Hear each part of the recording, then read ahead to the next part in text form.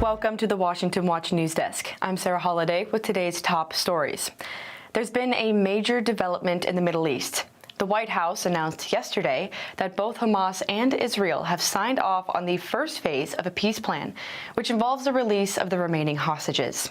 In response, Israelis gathered in to celebrate that the remaining hostages, both living and deceased, can finally come home. Some hostage families gathered at Hostages Square in Tel Aviv as they embraced a moment of long-awaited relief.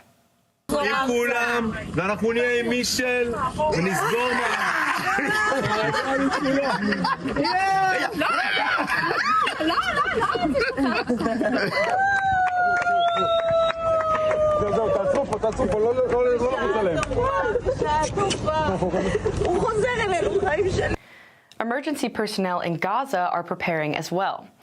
The full 20-point plan outlines a ceasefire for hostages deal, a phased Israeli withdrawal, a demilitarized Gaza, and international oversight of Gaza's reconstruction and control after the end of the conflict. And while Hamas will reportedly be excluded from the governance structure, there are still concerns about several details that must be ironed out. It's unclear at this point where this deal leaves the Hamas terrorist organization long term. Will it be completely rooted out, as Israel has been aiming for since the beginning, or will it be left in a position to just rebuild again?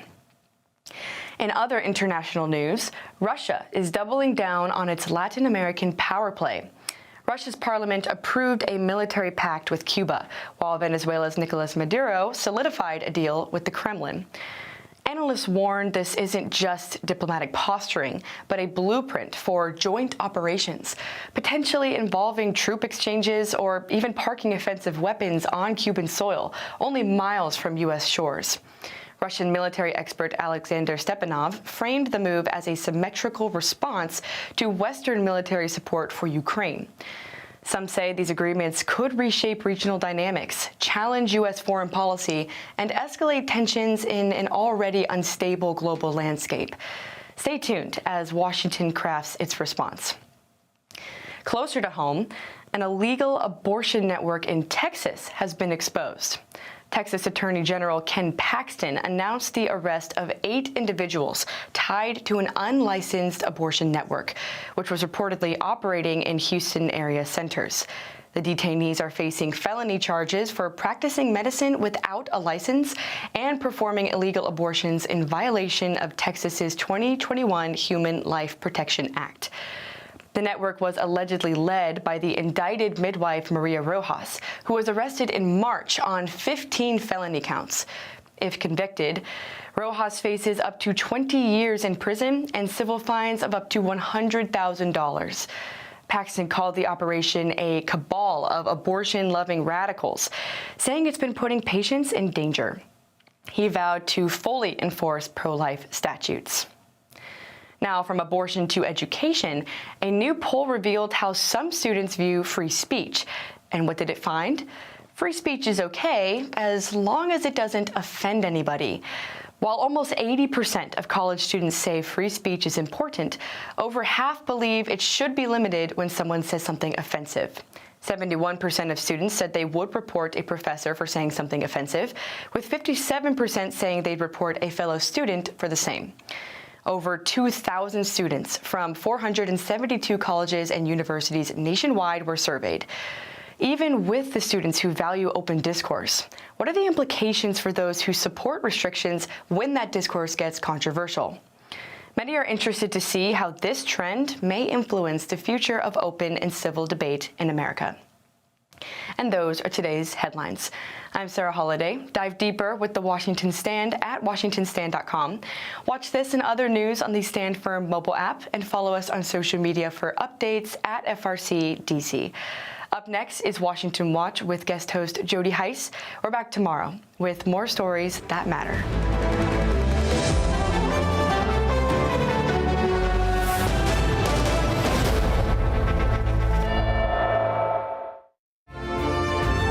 heart of our nation's capital in Washington, D.C., bringing compelling interviews, insightful analysis, taking you beyond the headlines and sound bites into conversations with our nation's leaders and newsmakers, all from a biblical worldview. Sitting in for Tony is today's host, Jody Heiss.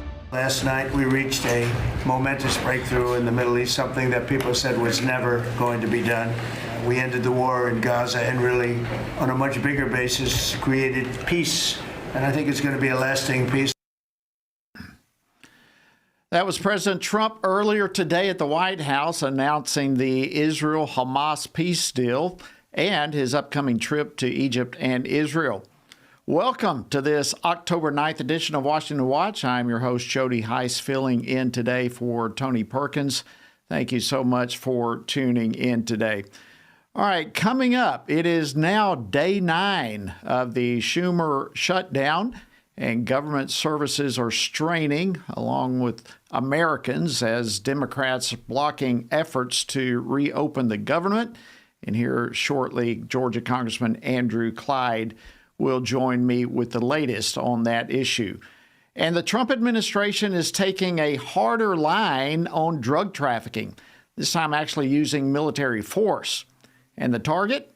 Well, narco-terrorists allegedly tied to Venezuela.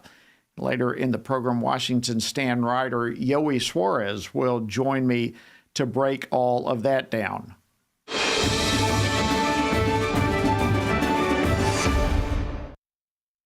All right, Israel and Hamas, the big news. They have reached a crucial ceasefire and prisoner exchange deal. Obviously, this is an important issue for everyone around the world, but certainly also for President Trump and his strong approach to end this Gaza conflict. Hamas will be releasing all the remaining Israeli hostages in exchange for hundreds of Palestinian prisoners, while Israel begins a partial troop withdrawal. And joining me now is Washington Stand reporter Sarah Holliday.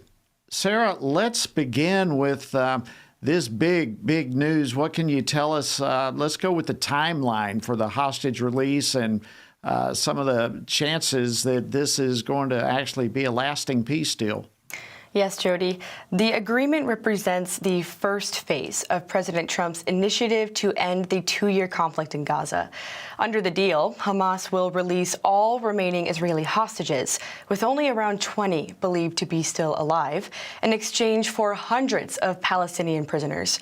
Meanwhile, the deal also involves Israel partially withdrawing its troops. President Trump announced today that the hostages are expected to be released Monday or Tuesday.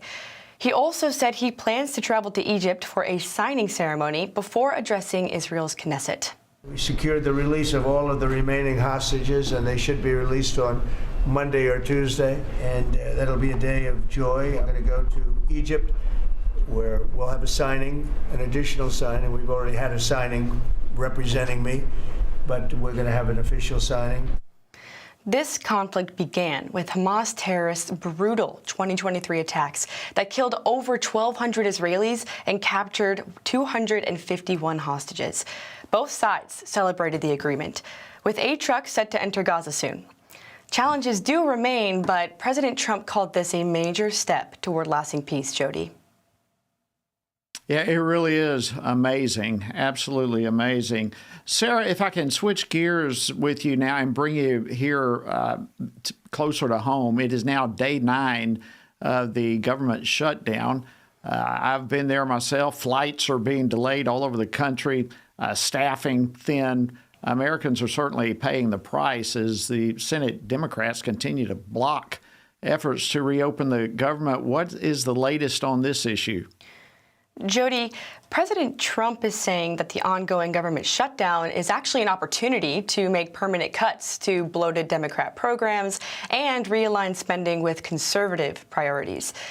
Meanwhile, Senate Democrats once again, as you mentioned, blocked a Republican bill to reopen the government, prolonging the shutdown and its impact on everyday Americans.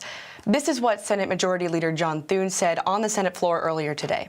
If we fail to fund the government by the end of the day today, American service members will begin going without their paychecks starting tomorrow. That's right, Mr. President. If Democrats can't bring themselves to reopen the government by the end of the day, our troops, the people who protect and defend this country, will start missing their paychecks. As the shutdown drags on, the U.S. travel industry is struggling as airport staff are stretched thin, leaving travelers with no choice but to cancel plans. In addition, as Thune mentioned, our military troops won't be getting paid either. But concerning the air travel, experts are warning that delays and cancellations may only worsen over the holiday weekend, which is a direct result of Washington gridlock led by Democrat obstruction. Wow. Well, it certainly is a major roadblock in talks to reopen the government. And part of the roadblock, frankly, is the Democrats' push to try to extend all the COVID-era Obamacare subsidies, which in and of themselves could fund abortion as well as gender transition surgeries and so forth. So obviously this is something we oppose a great deal, and we're going to be keeping an eye on this and reporting it. Sarah, let me throw one more at you. There was a meeting yesterday about left-wing violence that took place in the White House. What can you tell us about that? Jody, President Trump is taking a hard stance on Antifa. He's called them a domestic terror threat, and he's also promised a forceful federal response. At a White House roundtable discussion yesterday, President Trump said law enforcement will be, quote, very threatening toward the far-left movement, which he says has long intimidated communities and targeted police. Joined by officials like FBI Director Kash Patel and Homeland Security Secretary Kristi Noem, President Trump emphasized the need to protect law and order across the country. We can't and we will not let masked terrorists burn our buildings, attack our law enforcement, and intimidate our communities. Attorney General Pam Bondi went on to praise tech companies for removing anti-law enforcement apps. And she said the administration is using the full power of federal law enforcement to take on Antifa and its backers. Wow, thank you so much, Sarah. A lot of information you're covering, and we appreciate it a great deal. I want to go ahead now and turn our attention back to the federal government, the funding fight that's taking place. I'd like to get a congressional perspective of it all, and joining me now to discuss this and more is Congressman Andrew Clyde. He is a member of the House Appropriations Committee as well as the House Budget Committee, and he represents the 9th Congressional District of my home state of Georgia. Congressman Clyde, welcome back to Washington Watch. Thank you, Jody. It's great to be with you on Washington Watch. Well, listen, it's always great to talk to you as well. Before we get into the government shutdown stuff, just real quickly, I wanted to get your reaction to the deal that was struck between Israel and Hamas today. It's big news. Well, I'll tell you what, our president, Donald J. Trump, is certainly the peace president. He has been advocating for peace across the entire world in various different conflicts. And this has been a phenomenal achievement by the president right here. I think that when the hostages are released, like he said, on Monday or Tuesday, it will be an incredible victory for the president and for Israel as well. And we'll see if Hamas actually comes through with it. I hope they do. I really do, because, these families need closure. They need their family members back, and it'll be the first time, I think, that there will actually be peace in the Middle East.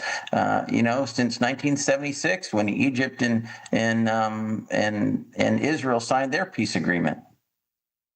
Yeah, I think we're all waiting on bated breath just on that very issue. Is Hamas going to actually hold up to this? We'll see, and I would continue praying to that end. Let me come back now to the federal government, the shutdown. We're now in day 9 of it all. Republicans have put forward a clean continuing resolution, and yet the Democrats continue to vote it down. What are you seeing? What are you hearing behind the scenes there in Congress? Well, as a member of the House, we have done our job. We have funded the government, and it's up to the Senate right now to do their job. And in Georgia, we have two senators, Senator Warnock and Senator Ossoff, that have consistently voted, I think now for the 7th time, to not fund the government and therefore to allow funding to lapse. They're putting health care for illegal aliens above pay for our troops. And that's simply despicable. I think Chuck Schumer said it best when he said every day gets better for Democrats. But what he forgot to say is that it gets worse for the American people. But that's exactly the way the Democrats look at it right now. And it's disgusting to see. And as a result, I think that every American citizen needs to call their senators, their Democrat senators, and say, what in the world are you doing? All right? You're not helping America.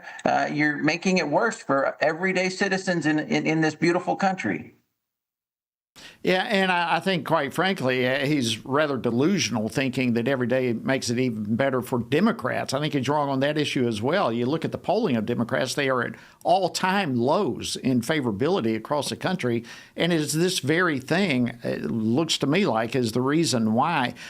This is just horrible timing, though, for it all. Can't the Democrats just pass a clean CR rather than demanding $1.5 trillion more dollars and talk about what they want after the government reopens? Isn't that really what this is all about? Why won't they do that?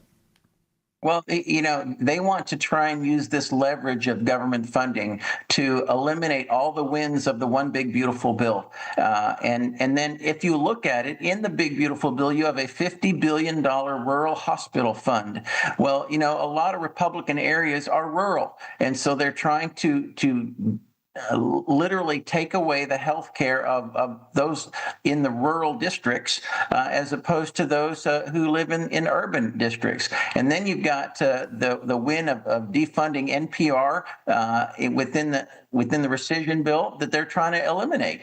So it's illegal alien and their health care over American citizens and over the armed forces and their pay. And it's absolutely shameful that the Democrats would do this. Yeah, and their proposal would fund abortion and gender transition procedures as well. I mean, there's just a host of horrible things in here. And thanks to each of you for standing firm on this. The ball is in the courts of the Democrats, whether the government's going to be reopened or not. Final question for you, Congressman Clyde. The Congressional Budget Office, CBO, released their final monthly budget review for fiscal year 25, showing a $1.8 trillion budget deficit for the year. Your reaction to that?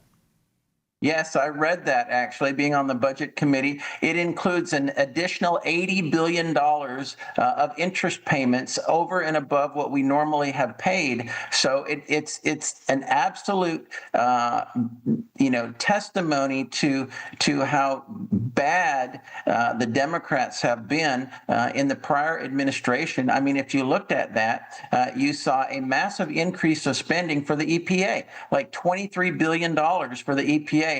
In grants that went out in November and December. And if it hadn't been for the One Big Beautiful Bill, which cut, like $230 billion of woke spending out of the unconstitutional Department of Education, it would have been a greater deficit than that. It'd been over $2 trillion. Right. Thank you so much, Congressman Andrew Clyde from Georgia. Always great to see you, my friend. Thank you for joining us on Washington Watch. Thank you, Jody. Great to be with you.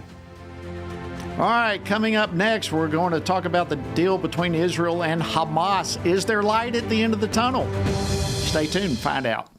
3 years ago, the Supreme Court issued its historic Dobbs decision, a ruling that overturned Roe v. Wade, which for nearly 50 years imposed abortion on demand, silencing voters and bypassing the democratic process across the country. The Dobbs decision was a huge step forward against abortion, but it didn't outright ban it. It returned the power to the people. Now, 29 states have laws on the books protecting life. However, there's a catch. Abortion numbers since Dobbs have actually gone up, with an increase of 12% since 2020, climbing from 930,000 to over 1 million in each of the most recent years. So how can this be? The answer is simple: the abortion drug. Today, over 60% of U.S. abortions involve abortion drugs, many of these without medical oversight.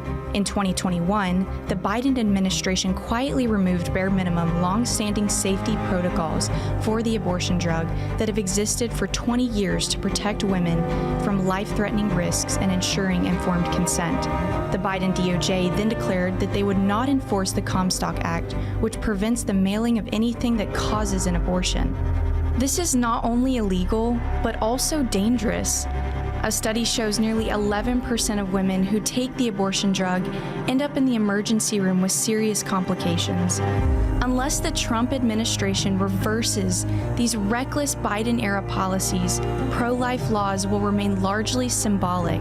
Without a full review and repeal of mifepristone, unborn lives will remain in grave danger and pregnant mothers will remain at risk. Let's stand for life and end this mail-order abortion drug pipeline. Sign the petition urging the Trump administration to take action at frc.org/stopchemicalabortion. In the beginning was the Word, and the Word was with God, and the Word was God, and the Word became flesh and dwelt among us, and we have seen His glory. Family Research Council invites you to join our Stand on the Word Bible reading plan as we reflect upon the life of Jesus, the Word who dwelt among us. Come with us and discover the glory of the Word. Read the Gospels and witness the life-changing story of Jesus, His life, death, and resurrection. Come read how Jesus transformed the lives of common people and how those same people transformed the known world through the power of the Holy Spirit. Come with us for 10 to 15 minutes a day and read the entire New Testament before the new year. Find our Bible reading plan and daily devotionals from Tony Perkins at frc.org/Bible. Join us and stand on the Word.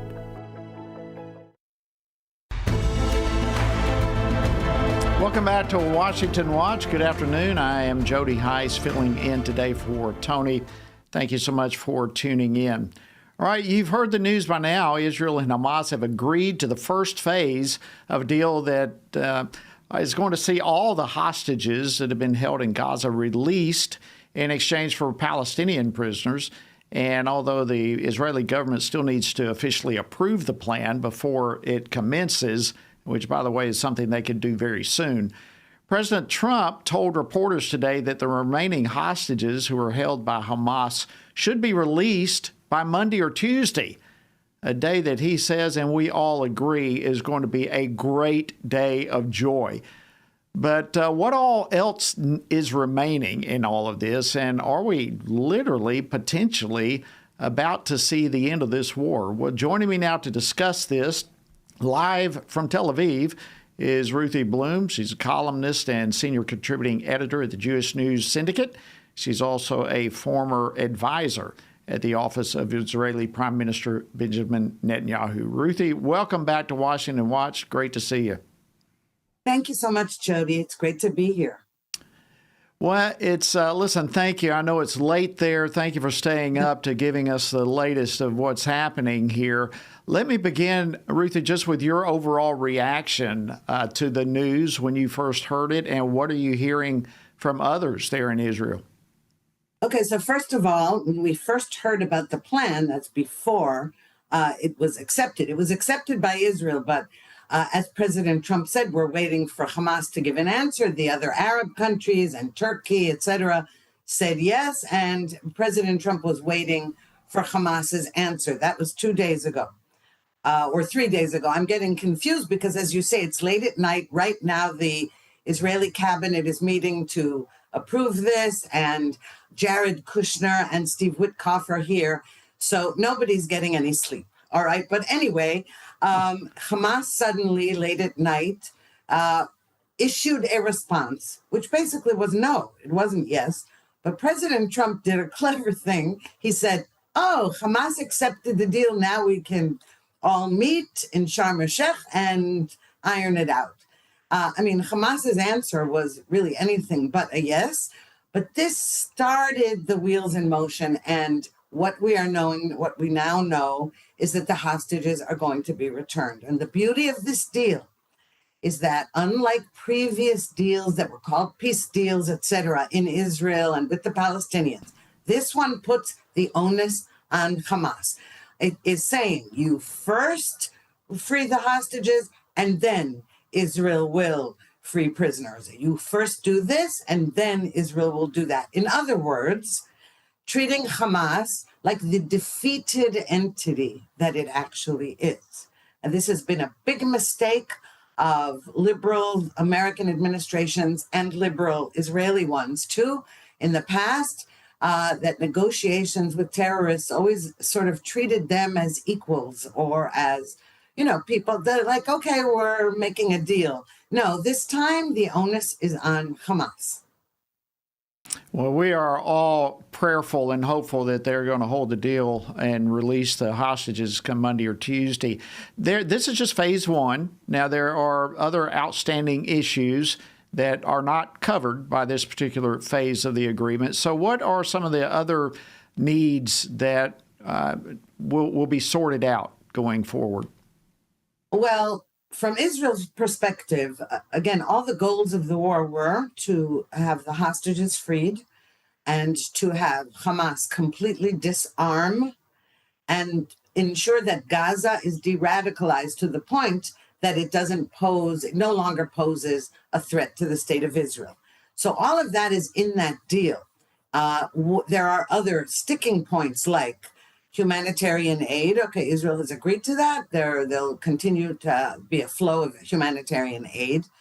But Hamas has been saying, well, about disarming, maybe we'll just disarm our heavy weapons and not our light weapons, or, listen, it's a terrorist group. So it's going to try any stunt that it can. The only question is, what happens if it doesn't do something? That's always the question in these deals. Because believe me, peace is not going to come out of this. When the war is over, we're still going to have, when I say the war is over, I mean when Israeli troops withdraw to an agreed upon line that is drawn on a map that was agreed upon between President Trump and Israeli Prime Minister Netanyahu and the other countries. After that, the question always is, what happens when, not if, when the terrorists violate? I'm praying that this time around, especially after the trauma of October 7th, 2023, that we are going to take the tiniest violation with the utmost seriousness and not be worried about what the UN says if we have to go back into Gaza and kill more terrorists. President Trump is going to be traveling, at least he's saying so, to the Middle East in coming days, and he has certainly been invited to speak there at the Israeli Knesset. And in fact, the Knesset was lit up, as I understand, in red, white, and blue for that expected visit. How are the people of Israel feeling about President Trump right now? They are so enamored of President Trump that you have no idea. At Hostages Square in Tel Aviv, they had somebody dressed up like Trump. They're just people wrapped in American flags and people screaming, Trump, Trump, Trump. Now, I want to tell you why that's ironic. I mean, I'm thrilled with President Trump as well, but I'd just like to say what's ironic about it. Part of the main anti-government protest movement, which tried to hijack all the hostage families by turning the need to free the hostages into an anti-government protest for the past 2 years. These anti-government protesters tend to be on the left, if not the radical left. And to hear the leftists praising Trump to the skies and singing odes to him in order to say that Netanyahu had no role in this amazing outcome, as though Netanyahu didn't change the face of the Middle East in the last 2 years. Wow. Ruthie Bloom, I'll tell you, this is exciting times and times for everyone to be continuing in prayer.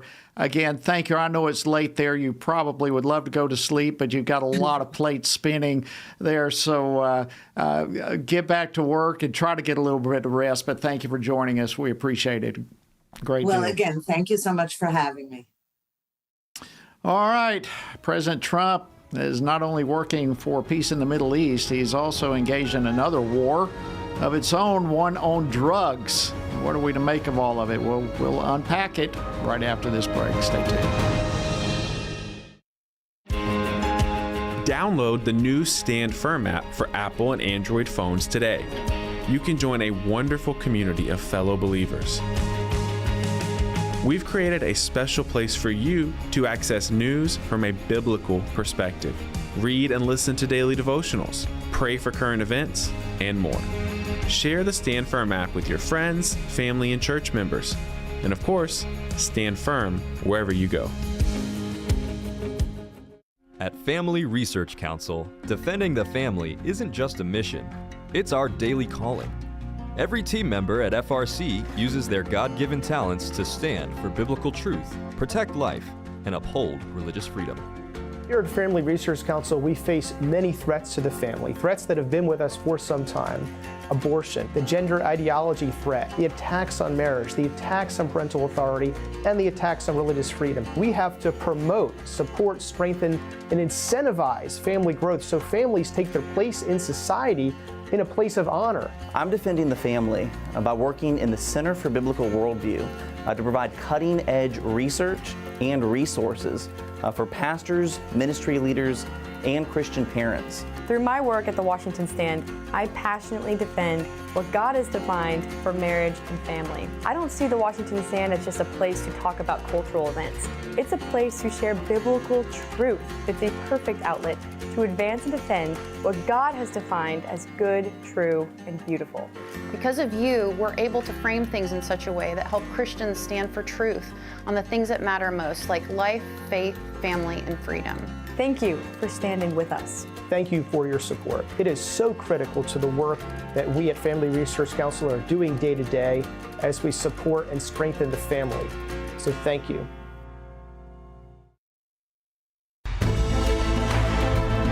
Well, good afternoon. Again, welcome back to Washington Watch. I am Jody Heiss filling in today for Tony. Thank you for joining us as well.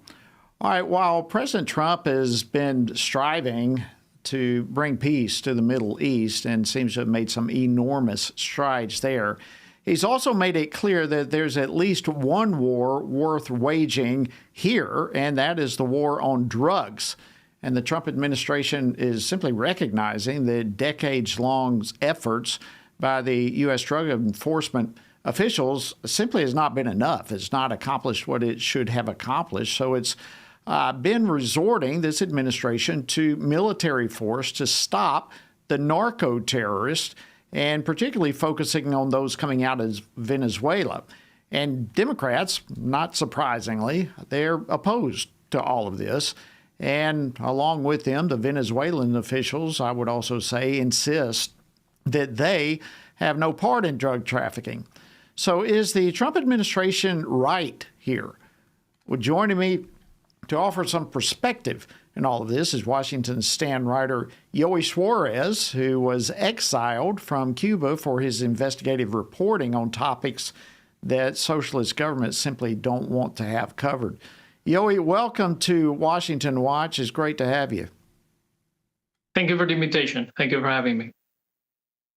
Okay, so on Monday, we had some Democrats on the House Foreign Affairs Committee expressed opposition to what the Trump administration is doing and literally accused the president of pushing for a regime change in Venezuela. So what do people really need to know when it comes to this whole issue that we're watching in Venezuela? Well, the first thing to understand is that Nicolás Maduro is not the legitimate president of Venezuela. He lost in a landslide in July 2024 in the presidential elections last year down there. And he is the head of a cartel, El Cartel de los Soles, who involve high-ranking officials in his regime and involves Maduro himself.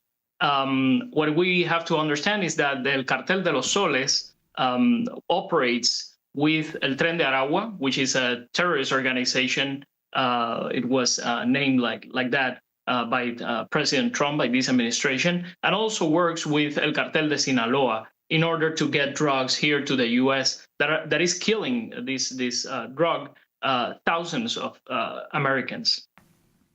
Yeah, absolutely. So let me ask you this. Yesterday, Senate Democrats tried and failed, but they attempted to pass a bill to stop the U.S. military from having strikes on drug boats, if you will, off the coast of Venezuela. But you, having lived in Cuba, what do you think about the position that the Democrats are putting themselves in opposing any stoppage of these drug boats that are coming? Well, it's sad that one of the major parties here in the U.S. is aligned, in fact, with terrorist organizations. We have seen that with the Democrat base and some Democratic officials with Hamas and Hezbollah, but now there are some of them, let's say, are aligned with the Maduro regime, which is a terrible regime, and it's an ideological colony of Cuba.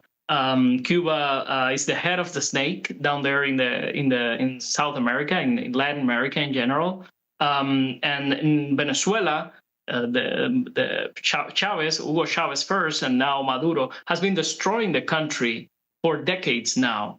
It's very sad seeing the Venezuelan people. They don't have medicine. They don't have access to the basic services. Down there, a lot of it's a rich country. I mean, with so much resources, and for some reason, it has the highest inflation in the world. I think also with the Cuban inflation. So it's really sad what is happening, and it's sad that a major party here in the U.S. is aligned with these kind of regimes. It really is stunning to watch. Now, let me ask you this. We'll just go one step further in this whole discussion here. The Trump administration has literally been building up military forces there in the Caribbean, now having deployed some 10,000 U.S. troops in the region, mostly in bases there in Puerto Rico. What do you make of the direction that the administration is going in? Well, the next logical step is going inland with targeted attacks to drug objectives, targets down there in Venezuela. The last weeks, we have seen the military from the U.S. destroying vessels that are transporting drugs to the Caribbean area. And let me tell you something, these small towns in front of the Caribbean were fisher towns with people fishing and commerce, and the drug trafficking has destroyed all these towns, has put these towns in danger. And I can tell you, a lot of Venezuelan peoples down there, they don't want this reality anymore. They want Maduro out because they recognize he is not the legitimate president. I repeat, he is the head of a terrorist organization that is not only harming them, but harming other countries in the Caribbean area specifically, and working with the worst cartels, even in Colombia and Mexico. Wow. Thank you so much, Washington Stand writer Yoey Suarez. Great perspective, and we appreciate you joining us on Washington Watch.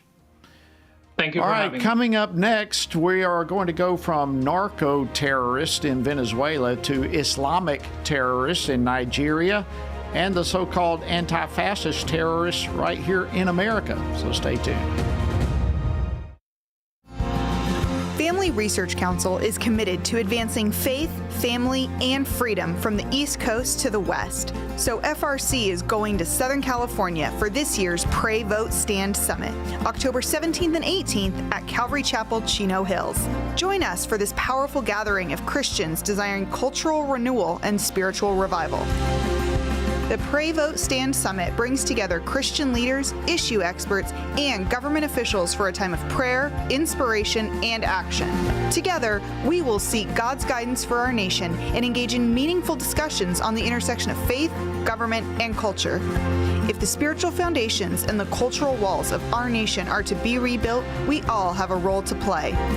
May we each find our place on the wall as we build for biblical truth. Register now at prayvotestand.org. That's prayvotestand.org. Jennifer, it's so exciting to be here with you today talking about our new book, Embracing God's Design. Who is actually going to benefit from reading this book in your view? There's so many different audiences that can benefit. The first one are counselors themselves, right? Because we have some material in there where we really address the gender dysphoria diagnosis and what is wrong with it. We have information for people who are wanting to go back to embracing God's design for their life. This is really magical to have the therapist and the individual who suffered come together and write about why this is happening and why we're seeing this. And we brought all of that experience to the table. We want to see people walking in the fullness of who God has called them to be and not a false identity. Order today at embracethedesign.com. How should Christians think about the thorny issues shaping our culture? How should Christians address deceitful ideas like transgenderism, critical theory, or assisted suicide?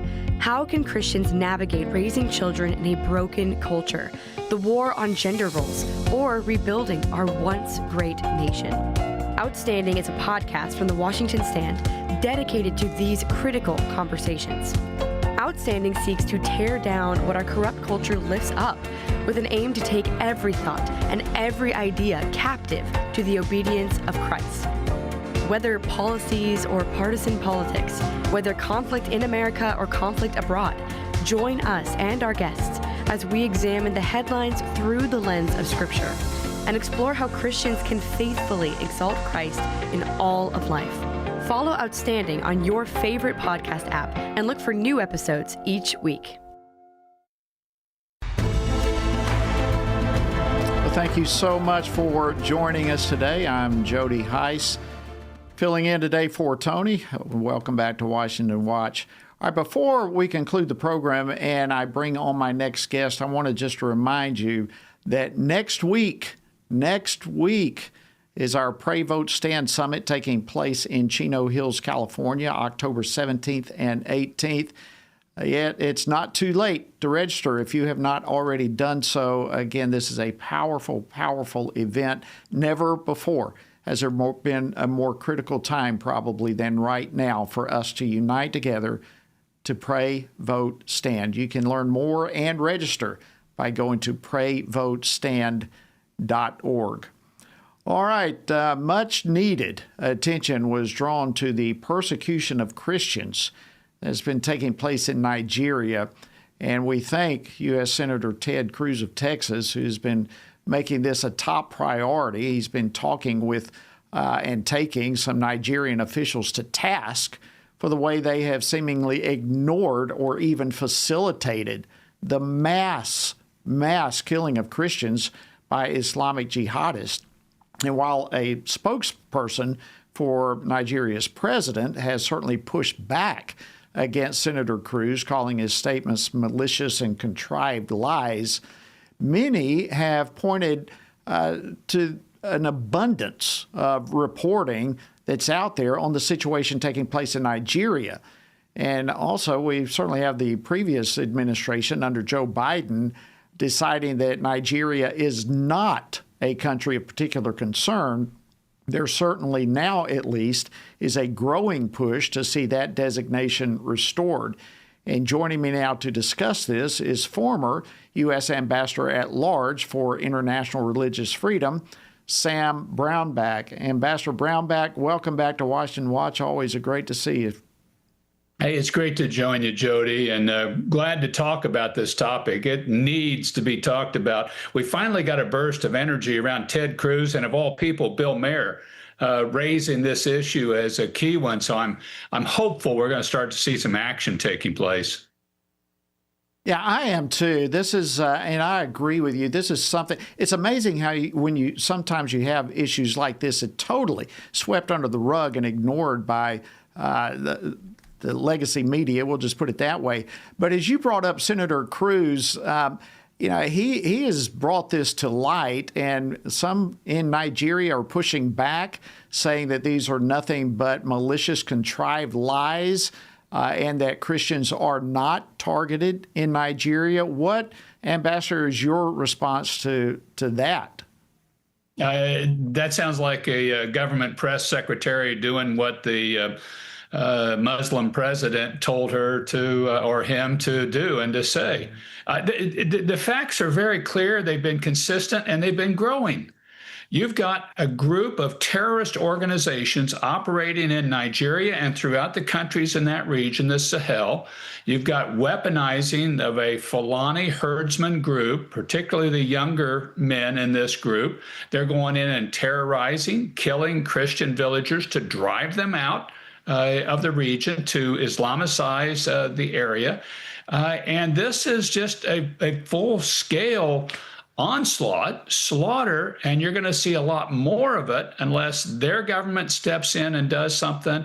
And our government should push as hard as we can to force the Nigerian government to deal with this situation. Yeah, I want to come back in just a moment to what our government can and should be doing.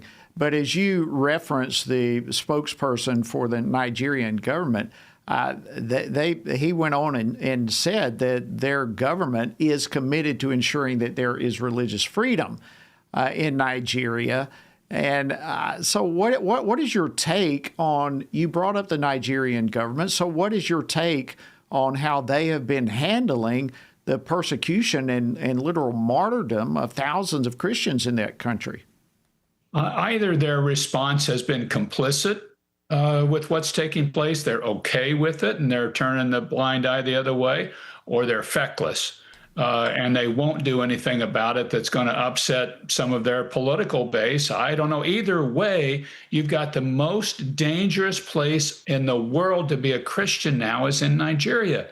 And you've got this robust, growing church in southern and central Nigeria that some of the most dynamic Christians in the world facing the most aggressive Islamic radical militants in the north and in that center belt. And this is a historic clash and is spreading throughout this region. And we're going to start to feel a lot more ramifications of this as these governments in the region either topple, as some of them have, get more bought into the Chinese-Russian model, as some of them are taking place.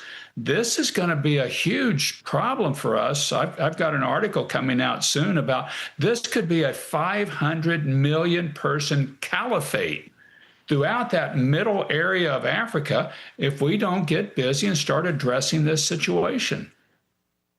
Wow. Yeah, when you look at it from that perspective, you realize this is a huge issue. So let me ask you that. How important is it for Nigeria to be designated as a country of particular concern? Well, it's important because it can possibly get the government to do something, but we can't stop there. We're going to need to sanction them off of this unless they will actually step up and enforce their laws and ensure religious freedom for everybody. The last time the president of Nigeria was in the United States and met with President Trump in his first term, President Trump said, hey, you got to start protecting the Christians. And he went back and sent his military into the regions where they were getting attacked, and the persecution reduced substantially. That can happen again. Or, Jody, we need to start looking at ways that we can arm the Christians so that they can at least fairly fight back. And that's a conclusion I've been very hesitant to get to, but it may be the only response we can have. Wow. Okay, so you mentioned sanctions. What other steps, final question here, do you think the U.S. should be doing? Certainly designating them as a country of particular concern, sanctions. What more specific actions by our government would you like to see here? I think we need to go into the region. You've got this entire, as I say, this Sahel region. There's a number of weak governments in the region. I think we need to start cooperating with the ones that will cooperate with us and recognize that the Chinese and the Russians are all over this place already. We've got to start getting in there and start getting engaged, or we're going to have a much bigger problem on our hand that's going to be much harder to deal with. We need to be more engaged overall, economically, security-wise, and certainly with religious freedom in this region. Thank you so much, Ambassador Sam Brownback, former U.S. Ambassador at Large for International Religious Freedom. We deeply appreciate the work you have done and very grateful for you joining us today on Washington Watch. Happy to do it, Jody. God bless you all. God bless you as well, my friend. By the way, let me just say, we here at FRC, we have a related resource on this. If you'd like to find out more, you can go to frc.org/Nigeria CPC. And we'll also include a link on to that at tonyperkins.com. So be sure to check that out. All right, to close out the program for today, there's one more news item that I want to bring your attention to, and that is yesterday at the White House was a roundtable regarding the Antifa movement, which President Trump last month designated as a domestic terrorist organization. Joining me now to discuss this is Cully Stimson, Senior Legal Fellow at the Heritage Foundation and manager of their National Security Law Program. Cully, welcome to Washington Watch. Thank you so much for joining us. Jody, thanks for having me. Appreciate it. All right, so let's just jump right into the roundtable meeting that took place yesterday. Who was there, and what do you think came out of it all? So it was really an extraordinary event, and I hope people watch it because you had a lot of these sort of new age bloggers and sort of new age journalists, many of whom have been criticized or attacked or actually violently attacked by Antifa. You have people like Andy Ngo, who many of you know about, who was brutalized by Antifa thugs in Portland, Oregon years ago, beaten within an inch of his life. You have others who are in Seattle and other cities where Antifa reigns. And it was interesting because one gal even said, you know, I had a really bad case of TDS, Trump Derangement Syndrome. And she admitted to the president to his face that she was really an anti-Trumper. Then she started embedding herself with, as a clandestine journalist with Antifa, and started writing about it and realized that they're the problem, not him. And so it was an extraordinary day. And this puts a lie, Jody, to this idea that Antifa is only an idea, that it's some amorphous, ambivalent, sort of cloud-based nothing group. They're real people, really funded by dark money groups. And the Treasury Secretary is going to get to the bottom of that. The Homeland Security Secretary is going to get to the bottom of this. So I think this is just the beginning of the unraveling of this Marxist terrorist organization. Yeah, I hope you're right. I was actually in a meeting just yesterday with Andy Ngo, and hearing him talk was just shocking. It just underscores everything you're saying. Now, you are among others who are actually calling for the designation of Antifa to be a domestic terror organization. You've started, but would you unpack that a little bit more for us? Why do you think so? Yeah. So let's be clear. Designating them as a domestic terror organization is helpful in the sense that what it does is it focuses the government and the government's vast resources and the Joint Terrorism Task Forces that spread around the country to go after Antifa and Antifa adjacent organizations. But domestic terrorism is defined in federal statute, but it is not a standalone crime. I know I was a federal and local prosecutor. It is not a standalone crime like murder or rape or robbery. And so you can't be convicted of domestic terrorism.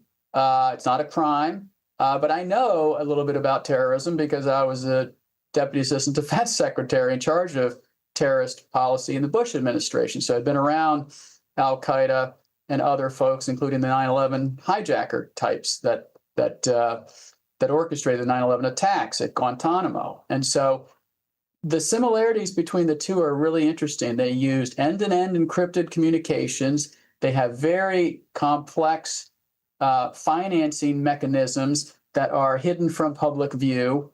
And so I think the fact that they're designating them as a domestic terrorism really focuses the government's resources on them finally. So I think that's the big thing, big takeaway. You know, the left, I think it's fair to say, would describe Antifa's efforts as against neo-Nazis, white supremacy, and so forth. But in reality, they is it fair to say that they go far beyond that?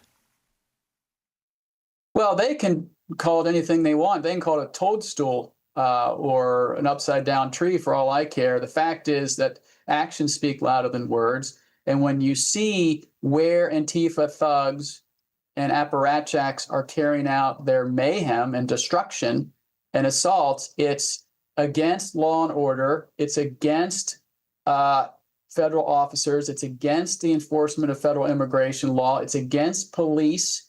And so what I would say is they're really against civil society and capitalism and the law and order. So, you know, I wrote a book many years ago, Jody, called Rogue Prosecutors, How Radical Soros Lawyers Are Destroying America's Communities. And I talk about Angela Davis's book, Are Prisons Obsolete? And that comes out of the prison abolitionist movement. These Antifa thugs are against law and order. They're against the capitalist society. And so they're going to go after, attack, and foment violence on the instrumentalities of a civil society. So I don't think they're going after right-wing or right-wing extremists, and there are extremists on both sides. But on the left, they're fully financed, fully resourced. I mean, I thought the president was great when he talks about how all these yard signs and all these things that they're using to arm themselves at these protests, they're all from the same place. So this is paid for, organized anarchy. And so I think the government's right to go after them. Yeah, so let's go there. In the meeting I was in yesterday, this was one of the major issues, and you just referenced the president's executive order last month calling for the funding sources behind Antifa to be investigated and disrupted and so forth. So what do we know about the funding behind Antifa? Well, I don't think we know as much as we should. And the reason we don't is because they're clandestine about it. If this was a red, white, and blue personification of the First Amendment, freedom of speech and the freedom of free association, we'd all be for it. But that is exactly what it's not. This is clandestine, end-to-end encrypted, multi-layered funding that is designed to be impenetrable. And so you need Scott Bessent and the Terrorist Financing Division at Treasury. You need the resources that DOD and the agency and the FBI have at their disposal. Now that the designation has happened, that unlocks a lot of those tools to really get to the bottom of this. So whether they run it through routers throughout the world and drop it into bank accounts in the Cayman Islands or somewhere, and then they use Bitcoin or some other thing that's harder to trace, we'll get to the bottom of it. It's just going to be a lot harder. It's not like following the money in a bank robbery or identity theft. They're very sophisticated, and they do it for a reason. They don't want to be caught. Thank you so much, Kelly Stimson, Senior Legal Fellow at Heritage Foundation. A fascinating conversation, and one that we need to get to the bottom of. Thank you for joining us on Washington Watch. All right, friends, that wraps up this edition of Washington Watch. Hope you have a fantastic evening, and we'll see you yet again tomorrow right here. Washington Watch with Tony Perkins is brought to you by Family Research Council. To support our efforts to advance faith, family, and freedom, please text GIVE to 67742. That's GIVE to 67742. Portions of the show discussing candidates are brought to you by Family Research Council Action. For more information, please visit TonyPerkins.com.